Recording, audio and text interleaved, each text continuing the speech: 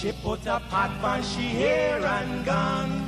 Them a the first one out on the dam.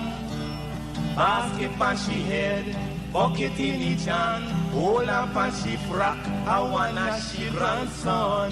To the market, them a go. For the morning, the day is dawning.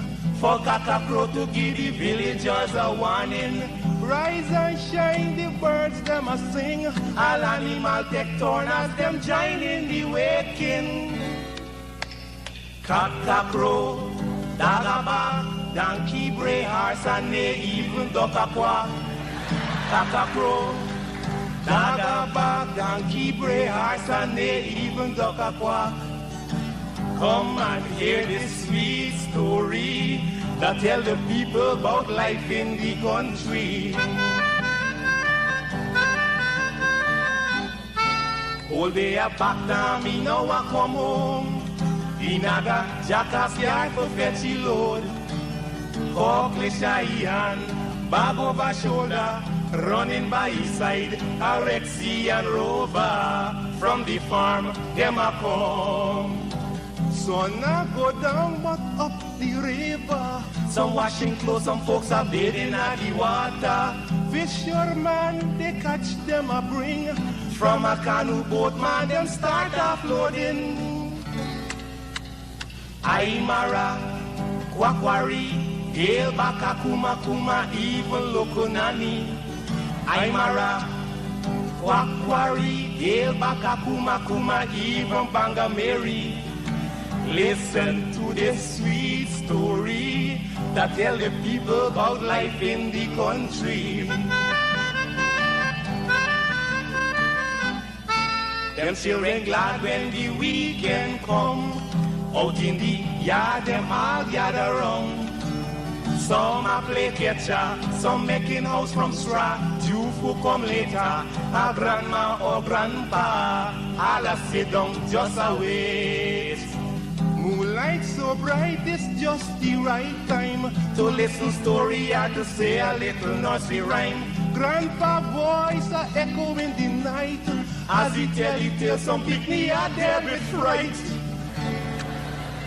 Oh Ligan, Mungeza, Massa Kurma Burra Nancy, even Watamuma. Oh Ligan, Mungeza, Massa Kurma Burra Nancy, even Watamuma. Yeah man, that's the true story that tell the people about life in the country. Hello, good evening everyone. Thank you very much for tuning in 107.1 FM.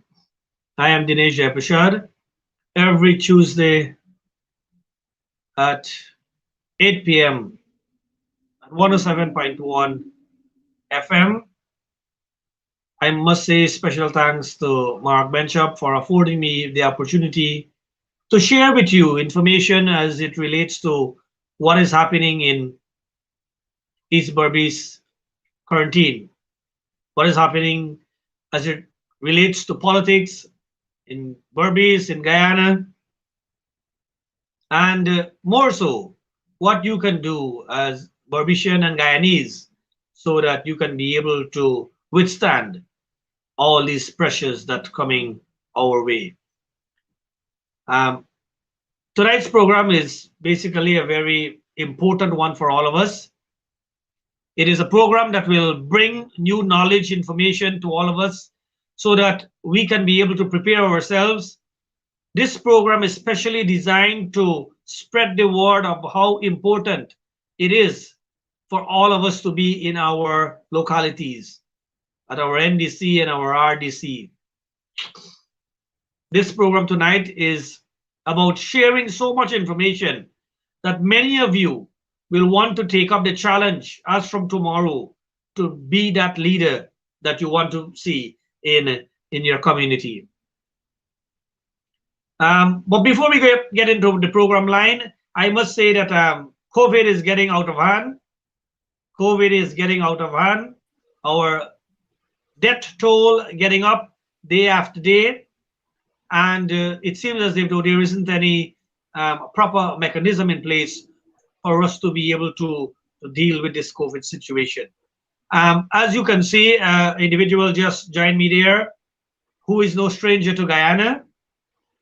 Uh, Person who I have known all my academic life. He has been very influential in guiding me. He cannot remember because it's a long time. Um, Guiding me so that I can be able to put more focus on studies at the University of Guyana.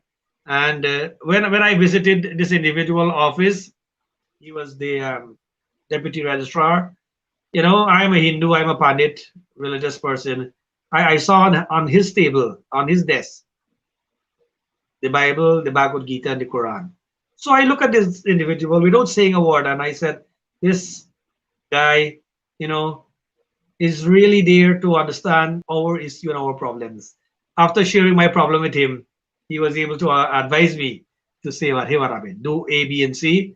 And, you know, I was very much successful. So the name Vincent Alexander is no stranger to Guyana. This is an individual who spent all his life in education. Those of us who are a bit smarter will know that Vincent guided us through UG. And it's an honor for me, sir, to have you tonight to share some of your knowledge as it relates to the local organs and local government, the roles and responsibilities of NDC and RDC, so that we can be able to spread this word about creating new leaders in our NDCs. When I thought about the topic, I said that the fittest person, according to my knowledge, who knows it better than anyone else, is no other than Mr. Vincent Alexander. So, sir, welcome to tonight's program. I feel very happy to have you on my show. It's our first time you're on my show, and it's a blessing to have you. And I know that your stay here tonight for the next hour will be very, very much informative. So, welcome. Thank you very much, Dinesh. Ever so often I'm reminded of students who I came into contact with. I may not have remembered the specific situation or circumstance, but ever so often, I'm reminded by students that somewhere along the line, we were in contact. So true. And you have played a great part in the transformation, sir, in the academics in terms of how people approach tertiary education. So we are the one going to tell you what you have done for us. You know, it's your time now to reflect and relax and say, I have done my part. But as I indicated to you earlier when we had our little discussion, I want you to take it from the lowest level. So first we will talk about what really is local government and what are some of the roles and the responsibilities of the NDC. Because what we observe, sir, is that there has been a breakdown in terms of the management of the NDCs.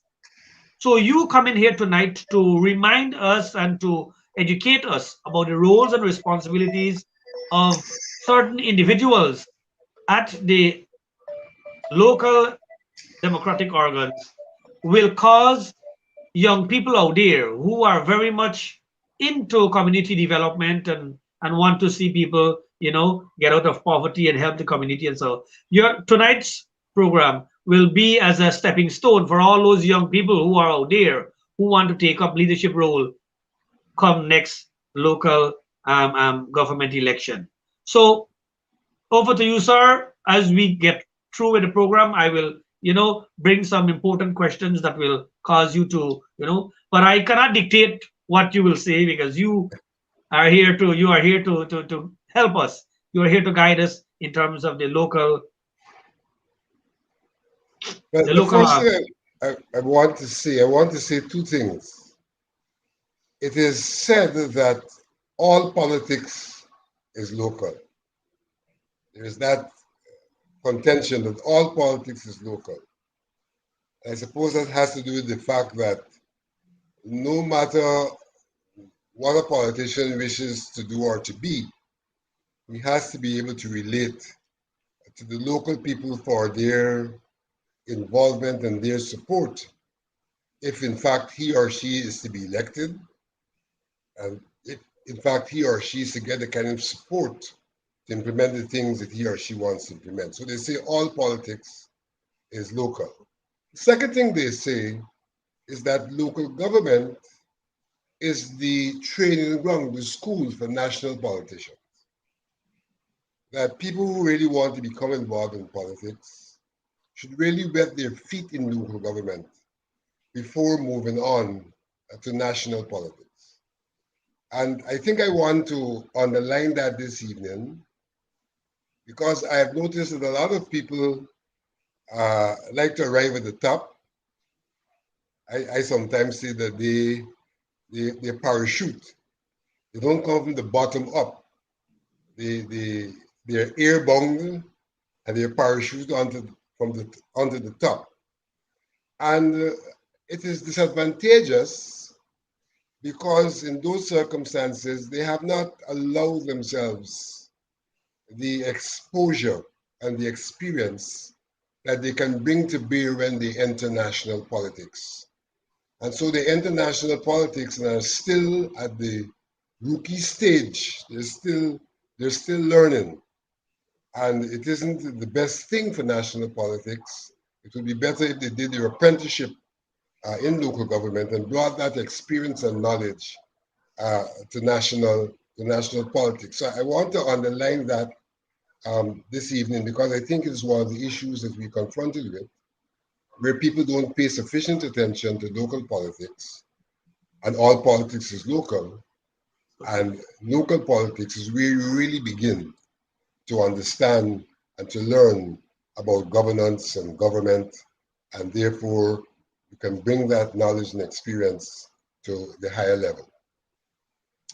When we talk about local government, I think lots of people don't understand, and probably the way things are done in Guyana does not facilitate the understanding that you have levels of government and that local government in many regards is no different from central government insofar as local government relates to a particular physical space, not the whole country. Every local government, every local authority, every local democratic organ relates to a specific area of the country. But in relating to that specific area of the country, they are held responsible for some of the public affairs in that local area. And again, I want to emphasize some of the public affairs. A local authority is not responsible for everything that happens in the local area. It's responsible for some of the things. But it's important that people understand that because ever so often, there's a tendency to run to the central government for everything, not paying attention to the fact that there are some things that are local, which the local authority is responsible for, and the local authority should be responsive to the citizens in relation to those things. So that whenever we talk about local government, we're talking about, it could be a village, it could be a neighborhood, it could be a region, and an elected body. And so this is another important point to note, that the local government in our country is made up of elected bodies. So these people are actually elected to act on behalf of the local citizens in relation to the activities that fall under the responsibility of the local authority. Because as I said, not all activities fall under local responsibility. And that means, in fact, that in a local area, you may have 3 governments operating. That may sound funny, but in the local area, you may have 3 governments operating. You have, first of all, the local government. And in Guyana, when we talk about local government, we're talking about the neighborhood democratic councils, the municipalities, and even the regional democratic councils. Those are local governments. And they're local because they only look after a particular geographic space. Yes, thank you. So in any area, you would have that local government. And may I mention that one should also consider the Amerindian village councils as local government. Though they have specific rules, they're also typical local government. So you may have the local authority in your area, and very often the local authority looks after things like your drainage, sanitation, recreation. They can even look after some of your health centers. They can look after the provision of the roads as well. So there are a number of things which are there in your local area that they're responsible for. And in that regard, they also have authority to collect taxes, which taxes they're to use to do the things that they're responsible for.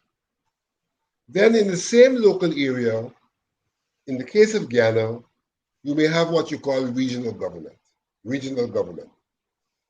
And so, for example, our schools, our hospitals, where they're hospitals, and health centers are really operated by the region and not the Neighborhood Democratic Council. So I'm saying that so you understand that in this one space called the local area, the local authority area, that you have your NDC at work doing certain things, you have the region at work doing certain things, and now I go on to say that you also have the central government present doing certain things. So for example, the central government is responsible for the police force, and they work in your local area, but they don't come under the control of the local authority, Neighborhood Democratic Council, or the Regional Democratic Council. They come under the authority of the central government. And there may be other activities that also come under the central government. So for example, your provider of electricity is a central agency. That's not a local agency. Even your provider of water is largely a central agency. So what I'm establishing clearly is that local government is about a local area with a local authority, in our instance referred to as a Neighborhood Democratic Council, that takes responsibility for certain activities, and that council is an elected council, elected by the people in that local area. Those are the people who elect that body. And that in that local area, we also have a regional democratic council operating, though it covers the whole region, but some of the activities in the local area are administered by the regional democratic council. But what you should bear in mind is that the regional democratic council is also elected, and the local people also participate in those elections. And then you have central government also elected. What is also critical when we talk about local government is that they are elected bodies. And so in addition to administering services locally, as I mentioned earlier, they can look after drainage, they can look after roads, they can look after your markets, they can look after your burial grounds, a range of things they can look after. They provide those services. They are also elected as representatives of the people of the local area.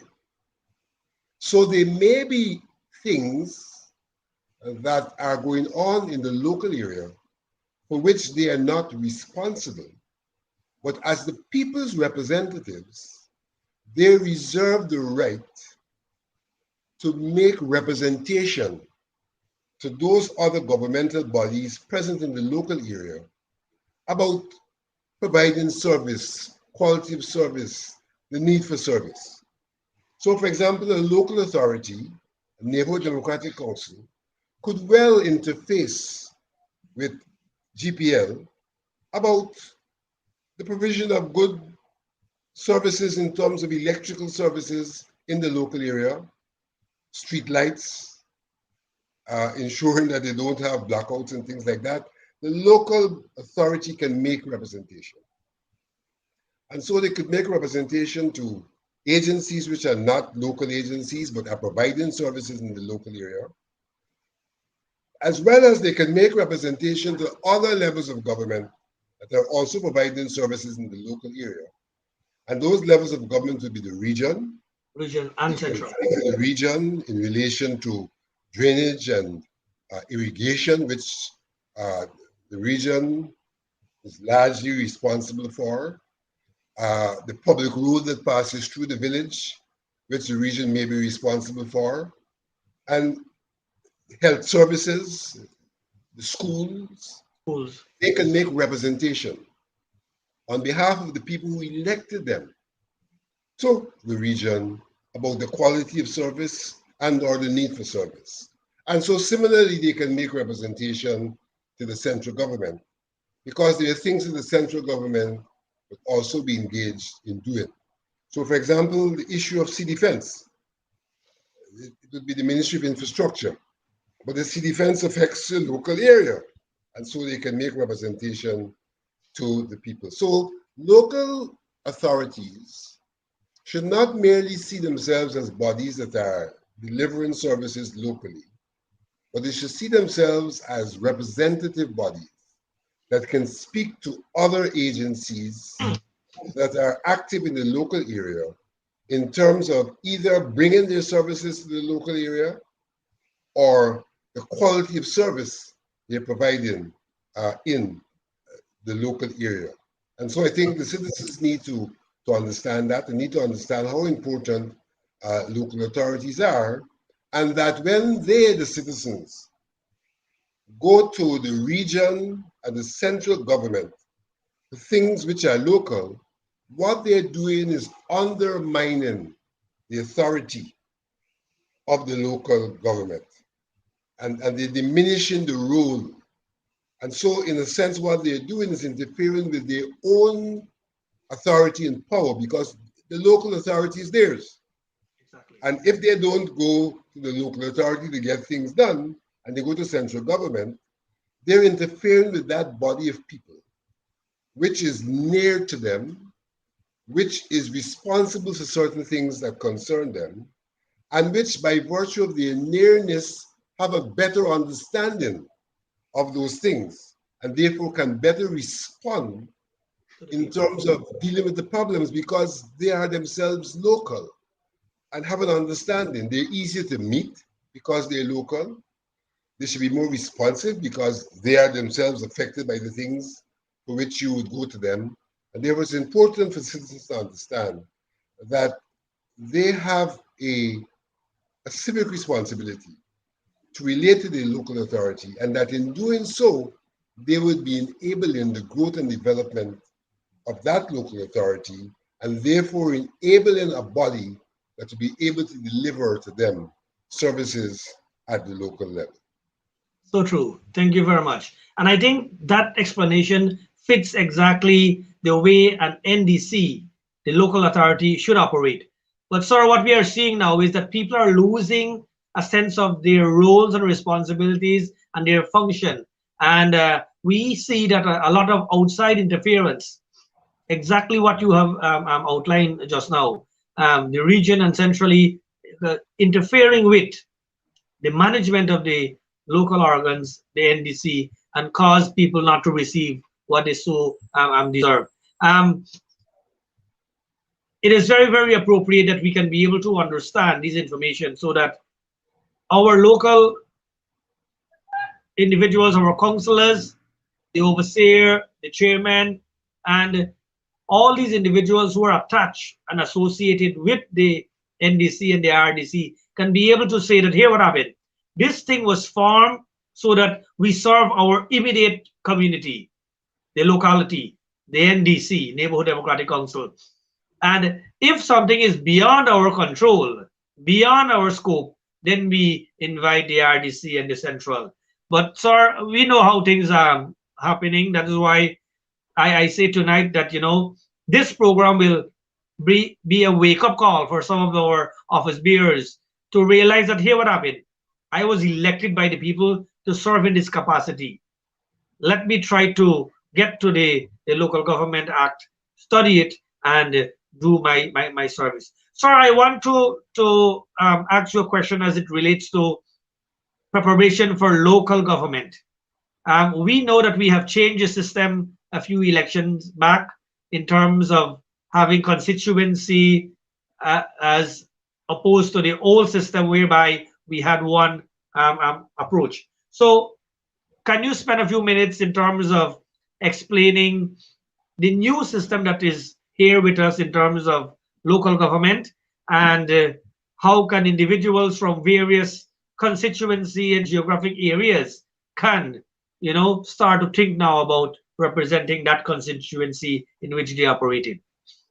Let me preface that by saying that local government places significant responsibility on the people who are elected, and that those people who are elected should understand their role, that they are not merely elected to sit in a council meeting and make decisions, because decision making must be reflective of what's going on in the community. And they can only make those decisions if they are in touch with the community. And so local officials should ensure that they don't just attend meetings, but that they establish mechanisms for contact with the local people through visitation, through community meetings, through being present in the office and could be visited from time to time. They have that responsibility. They must know what's going on, because only they know what's going on, they could make proper decisions. And they must be accessible to the people, because only if they're accessible, then the people can bring to them their issues for representation. So I thought I'd say that too. In addition to say to the citizens, the success or failure of the local government has a lot to do with the citizens as well. If you ignore your local authority and you go somewhere else, then you are making that local authority dysfunctional. So that there is a responsibility of the citizen and the councillors to relate to each other, for the citizens to interact with the councillors, to bring to their attention the problems, and for the councillors to be responsive. Now, the electoral system, in some regards, attempts to make that point. We have an electoral system where our councillors are elected through two mechanisms. Every council has a prescribed number of councillors. Let's say, for example, 12. So a council has 12 councillors. Of those 12 councillors, 6 are elected through constituencies. In other words, the local area is subdivided into 6 divisions, 6 parts, 6 areas. And from each of those 6 areas, a councillor is elected as what is referred to a constituency councillor. Now, what's the importance of that? The importance of that is that they're trying to make the point that the councillors must be able to relate to a constituency, to people in a particular area. And that aids the kind of communication which I referred to earlier. Councillors being able to be active in the area, and the people in the area being able to relate to the councillors. So half of the councillors of any council are elected through the constituency system and are directly associated with a geographical space, which is only part of the entire local area. And that space is called a constituency, and you have constituency reps. So the constituency reps should be active in their constituency, knowing what the problems are, knowing what the needs are, responding to the needs of the people. Then we have 6 other councillors, the other half, that are elected by the entire community.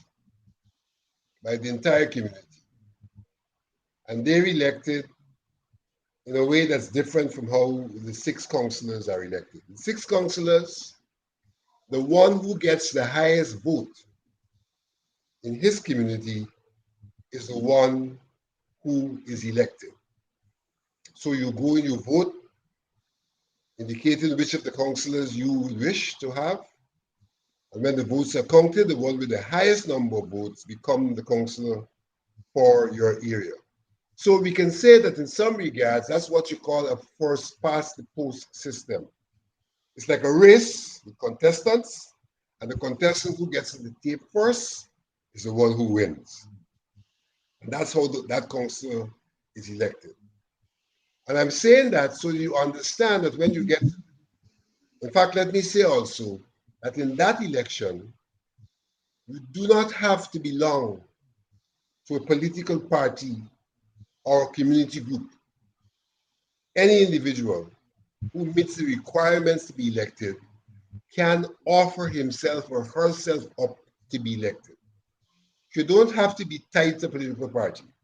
If you're a good community activist and you've been doing work in your community and you feel you can serve your community, you can enter that race to be a councillor without a party saying this is the person I'm putting up.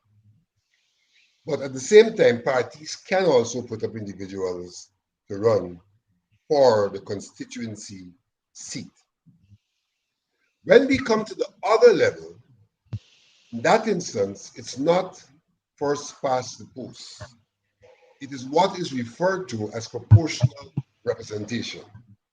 Because in that aspect, these councils are being elected, voted for by the entire community, not just a constituency, the entire community. But they're not voted for as individuals. They are part of a community group or political party which puts up a list. And so in that instance, you vote for the political party. In the first instance, you vote for the person. In the second instance, you vote for the political party. And what happens is the party gets seats to correspond with the percentage, the proportion of votes which it won. So for example, if there are 100 persons voting and a party gets 50 votes and there are 6 seats, that party has 50% of the votes. Therefore, the party will get 50% of the seats. Therefore, the party will get half of the seats. And where there's 6 seats being contested, the party will get 3. That party will then determine which of the 3 persons on its list it will pull from that list to be councillors. The party makes that decision.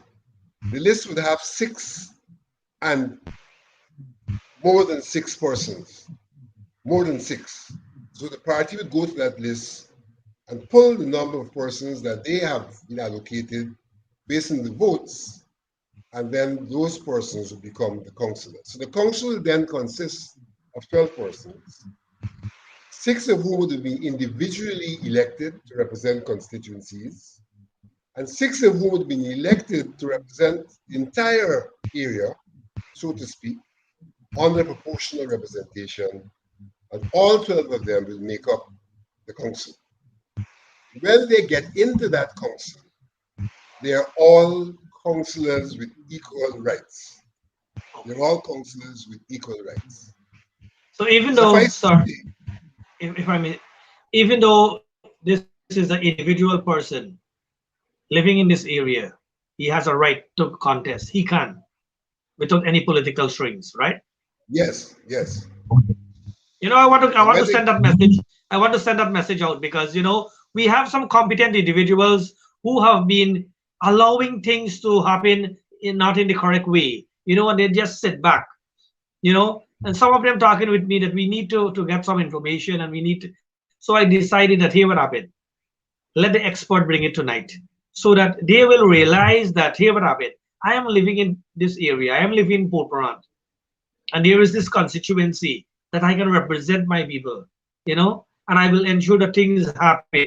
So you saying it affirms, reaffirms what should happen in the locality. And this is basically for all leaders, religious, non-religious, public servants, teachers, whoever want to, take up that mantle in terms of representing the cause of the community and the cause of the people. So thank you. Thank you for bringing that part, sir. Definitely. So they're all in there now as councillors and should be deliberating collectively about the interests of the entire uh, local area. Of course, the constituency councillors might tend to be more versed and making greater representation about their particular part of the local area, but they're not restricted. When the council is making decisions, they all have the single and equal vote in the decision-making process. And so all of them can exercise their minds about everything local. So that it doesn't say that somebody who is not a constituency councillor can't raise a matter about a particular constituency. The person can raise a matter about the constituency. But one would expect the constituency councillors to be more versed and more prepared to raise matters that are peculiar to the constituency. But then there are other matters that are not peculiar to constituencies. Like I said, if you want to make a representation for water, that's not about the constituency, it's about the whole area. If you want to make a representation about electricity, that's not a constituency matter. So all of the councillors should be paying attention to all of those matters that are general to the entire local area. An issue of drainage, for example, may not be a constituency issue because the drain or the canal runs through the entire village. So it's not a constituency matter. So all of the councils should have an interest in such a matter, and therefore at the level of the council, they should not see themselves as specializing. They should see themselves as being able to make representation and to contribute to discussions on any matter pertaining to the council. You should see it that way. Now, there's a tendency, really, I think, for people to go in there with hard party lines. That is not really desirable. What is really desirable is for people to go in there with the interests of the community as their priority. That's why you have constituency councillors. That they should not be looking to a party. They should be looking to the people and coming forward with the people's concerns and the people's interests as what matters, as opposed to some directive from some party centralized in Georgetown. That's not why we have local government. And we should know that initially when we started the local government system, in fact, it wasn't party-based at all. That in the earlier days of local government, it was essentially a first-past-the-post system, and the people outside of any party involvement offered up themselves. I would say, unfortunately, now we have gotten to the point where there's party involvement. But I think the councillors should still bear in mind what is it to be local and how they can represent local interests, and that there need not be clashes across parties when the things that they're dealing with are common to the people and common to them. I think that's another aspect that we need to emphasize as we talk about local government. The citizens, therefore, should know that they have a council, and they should know, as a matter of fact, when that council is meeting. cause that council's meeting to discuss matters that affect them. And not only should they know when the council is meeting, but they have a legal right to attend those meetings, to listen, to hear what's going on, to see what kind of representation is being made. Because these councils are accountable to, to the population. And one of the ways to know that they're doing their job, and the council, in fact, is doing its job, is from time to time to attend the meetings, sit and listen, hear what's happening, and to understand what's going on at the level of your council. So I think the citizens should understand that as well, that they, councillors, are answerable to them, and therefore they can go and listen. They would get to know which councillor is doing well, not doing so well, and relate to them and try to get them to do their work. So the councils essentially have two aspects to it. It has the council per se, which means the coming together of the councillors, who are largely responsible for decision making based on the services to be delivered and the concerns to be addressed. And that council is chaired by a chairperson who is elected on an annual basis from among councillors. So whilst the council is elected for a period of 3 years, the chairperson and the vice chairperson, they are elected annually. Every year, the council holds an election and they appoint a chairperson and a vice chairperson. Now, the same person could be reappointed. But what's important is at the end of the year, they have those elections to appoint those persons. It should also be noted that the council also has committees. And there are three committees which are compulsory, mandatory. The Works Committee, Finance Committee, and the Welfare Committee. Every council should have those committees. And those committees are made up of councillors. The council may also appoint other committees as they see fit. So you must have three, but you can have more than two. And apart from the Finance Committee, when appointing your committees, they can also co-opt persons who are not councillors to sit on those committees, apart from your Finance Committee. The number of persons co-opt, however, cannot be greater than the number of councillors who sit on the committee. And so co-opting people is one way of bringing into the work of your council people who are knowledgeable. So, for example, if you have somebody who's an engineer, a citizen, that person can bring knowledge to the work of the Works Committee. If you have somebody who's a social worker, that person can bring their skills and knowledge to the work of the Welfare Committee. And so you can co-opt people to sit in your committees because you want them to come to bring knowledge, bring skills, to assist in the work to be done, as well as it expands the level of representation, so to speak, that your council has. Because now you're not restricted to your 12 councillors, you now have other people from the community who are sitting and working in the council. So your council, per se, is made up of that body of 12. It's committees, which may include persons who are not councillors. Then, so the chairperson is, in a sense, the head, is the head. And we should note that in the case of the neighborhood democratic councils, in the absence of a meeting, in between meetings, the chairperson exercises the authority of the council. But any decision that chairperson makes during the course of meetings are to be reported to the next meeting of the council. And the council can reverse the decision. So the chair council is not really lording it over the council. It's just an efficient way of operating. You don't always have to wait for a council meeting to have decisions made.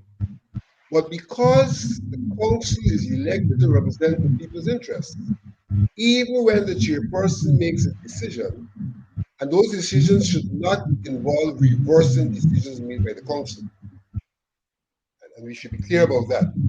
Chairperson shouldn't get in between council meetings and reverse the council decision. The chairperson can make decisions if new issues confront the council. And having made a decision, is mandated, he must report on those decisions to the council. And the council reserves the right, because he only acts on behalf of the council reserves the right to reverse that decision.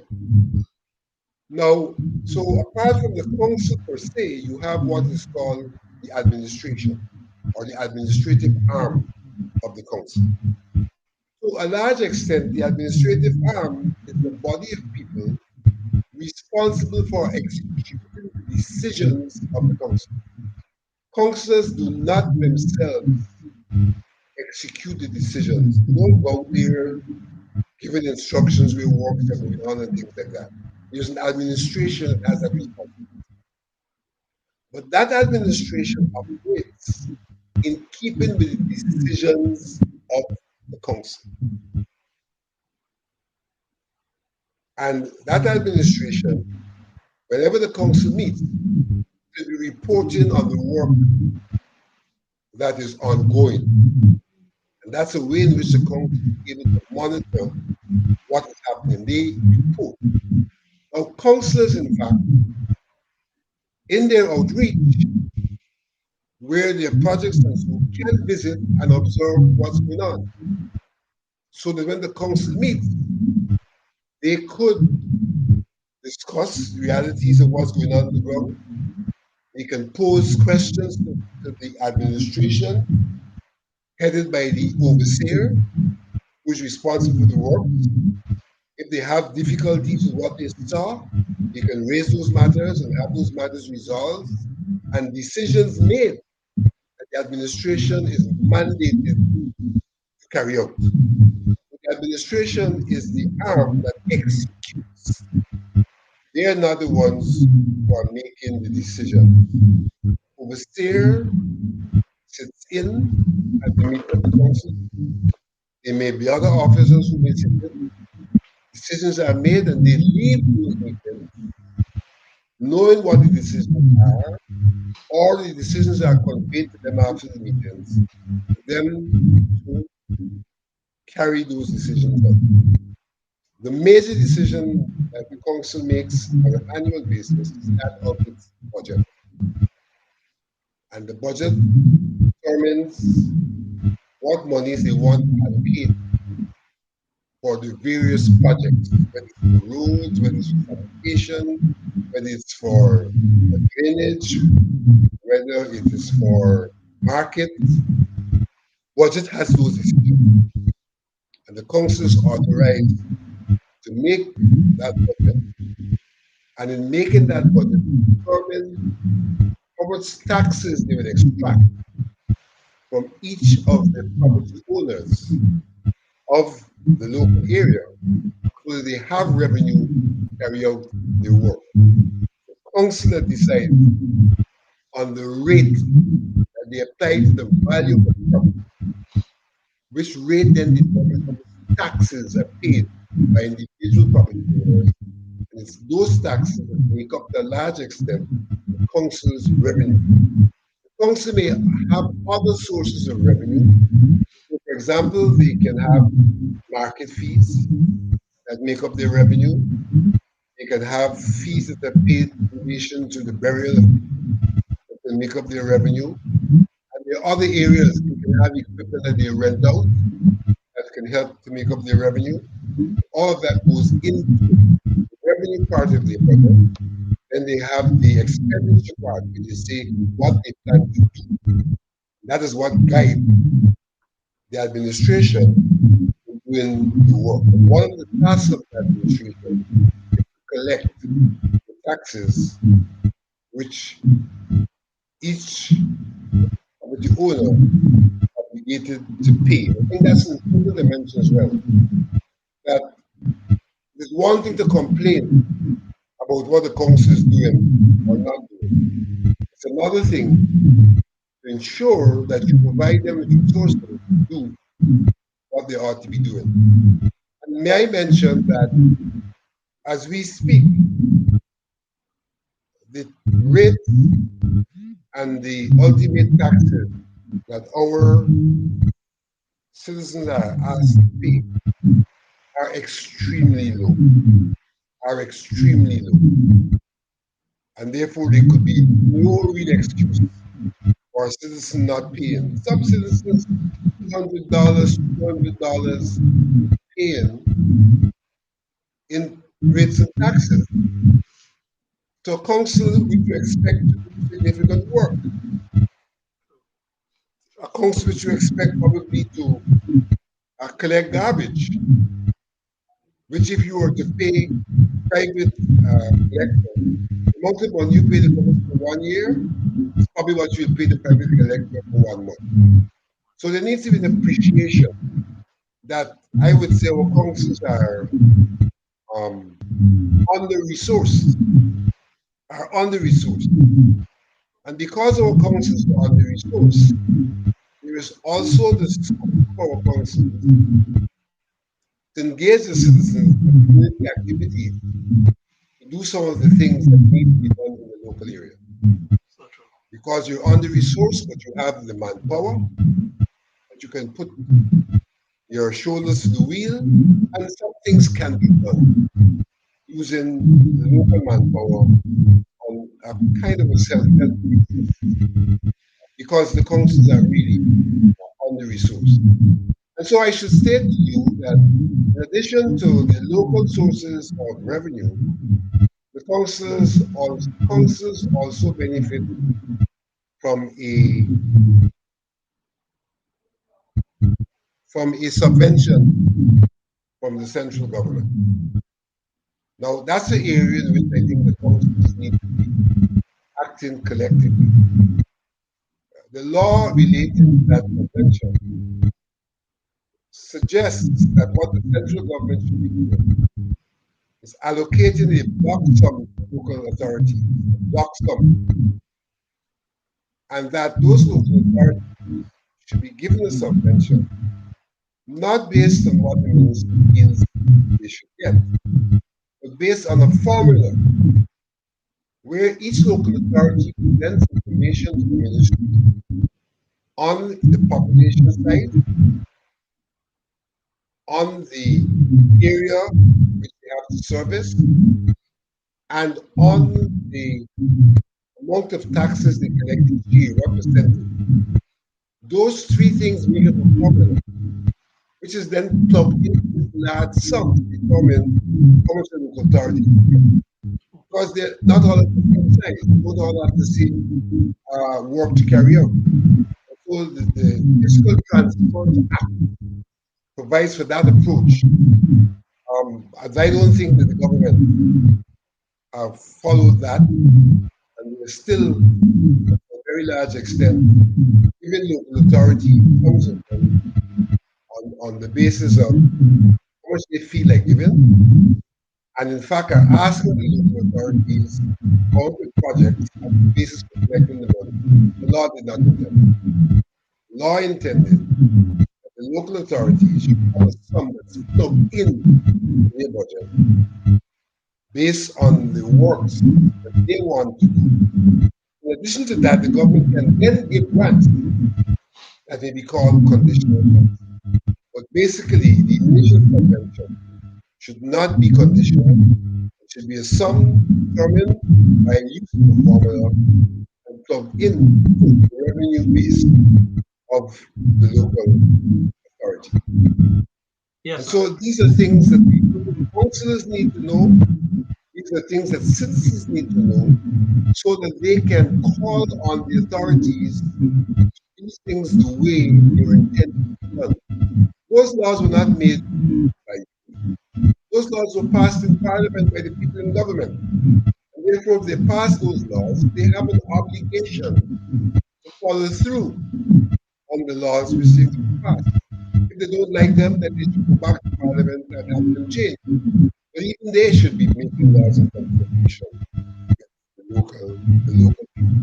I think we need to understand the relationship between the local and central government as well. There's a ministry Before we go and to our, there's a local government commission. I think we will have to get another program to look at the relationship and how it goes between the local, the NDC, RDC, and central. Um, I know viewers, you have been receiving a lot of information, new information, I must say, as to what really the way should be for us at the local level. Some of the things that we should have been doing, and we know that we are not doing it as leaders at the NDC and at the RDC. Sir, I must say thank you for spending the last 56 minutes explaining the levels of government that we have, and the manner in which our leaders in the local level can be able to opt to take up that role and that responsibility to be a candidate at the local government election. You clearly put it, sir, that we can be a non-political individual and yet be part of the local government system. Once it is in us to be a leader, to help to see things happen, positive things happen for the NDC, then we can be able to get on board in the local government election. Any closing remarks, sir? We are approaching. I will close the way I started by simply saying that all politics is local. And so local people should not distance themselves from politics. Politics is about the use of authority to realize ideas to the benefit of the people. That's what politics should really be. The use of power, the use of authority for realizing plans and programs to benefit all politics is local because at the end of the day, it is at the local level that things are delivered, services are delivered. Even the central government has to deliver at the local level. The school, which the central government is responsible for, they deliver service in your local. All politics is local. And secondly, local government provides an opportunity for aspirant politicians enter the field to learn. Local government is the school, training school for local politicians who want eventually to move on to local politics, to higher level of politics. Thank you very much. Brothers and sisters in Guyana, the Caribbean, around the world, thank you for tuning in 107.1 FM. I must say special thanks to my guest, Mr. Vincent Alexander, no stranger to Guyana, no stranger to politics in Guyana, no stranger to education in Guyana, who has done justice for us tonight, explaining clearly so that our viewers, listeners, wherever you are on radio or Facebook or you're tuning in whatever medium, you now have a better understanding as to how local government is important to us. So, sir, thank you very much, and I look forward for your presence sometime not too long from now, so that we can be able to take the RDC and the centrally, so that our people can be able to understand that we use these avenues to get to the central level. Thank you very much. Viewers, coming up just after this is Straight Up with Mark Benchop. Please stay tuned, and we continue to share information so that we can be able to change the political landscape of this country, so that our citizens can be able to make the right choices, the right decision when it comes at election time. Thank you very much, sir. Have a good night. Thank you very much. You're welcome. This ain't a long time, this ain't a long time, this not a before time. This ain't a long time, this ain't a long time, this not a before time. This ain't a long time, this ain't a long time.